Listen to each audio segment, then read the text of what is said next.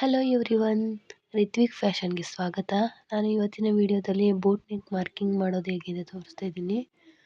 Full blouse ಅಳತೆ 14 ಇಂಚು, 9 ಇಂಚು deep ತೊಗೊಂಡಿದ್ದೀನಿ. ನಂತರ 3.5 ಇಂಚು ಕುತ್ತಿಗೆ ಅಳತೆ, 2 ಅಥವಾ 2.5 ಇಂಚು ಗ್ಯಾಪ್ ತಗೊಳ್ಬೇಕು.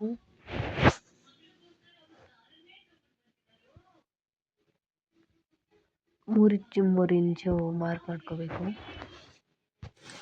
ನಂತರ ಲೈನ್ನ ಅಟ್ಯಾಚ್ ಮಾಡ್ಕೋಬೇಕು. 2 ಲೈನನ್ನು ಸೇರಿಸ್ಕೋಬೇಕು.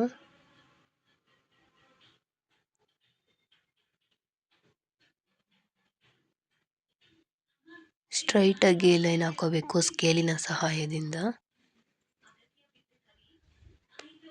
ಬಾಕ್ಸ್ ಟೈಪ್ ಹಾಕೋಬೇಕು.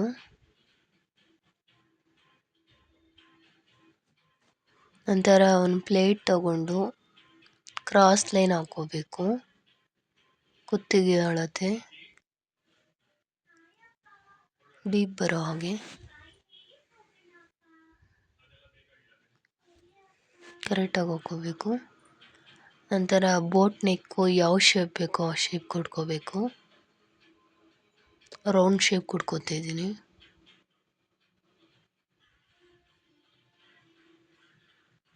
ಅಳತೆ ಗೊತ್ತಾಗಲಿಲ್ಲ ಅಂದರೆ ಅದೇ ಪ್ಲೇಟ್ ತಗೊಂಡು ಸುತ್ತ ಇಕ್ಕಿ ಲೈನ್ ಹಾಕೋಬೋದು.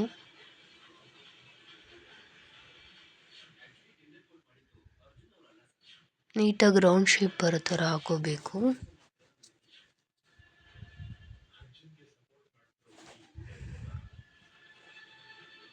ರೌಂಡ್ ಶೇಪ್ ಆದರೂ ಹಾಕೋಬೋದು. ನಮ್ಗೆ ಯಾವ ಡಿಸೈನ್ ಬೇಕೋ ಈ ಥರನೂ ಹಾಕೋಬೋದು. ಯಾವ ಶೇಪ್ ಬೇಕೋ ಆ ಶೇಪ್ ಕೊಟ್ಕೋಬೇಕು. ಈ ವಿಡಿಯೋ ನಿಮಗೆ ಇಷ್ಟವಾದರೆ ಲೈಕ್ ಮಾಡಿ, ಸಬ್ಸ್ಕ್ರೈಬ್ ಮಾಡಿ. Thank you for watching.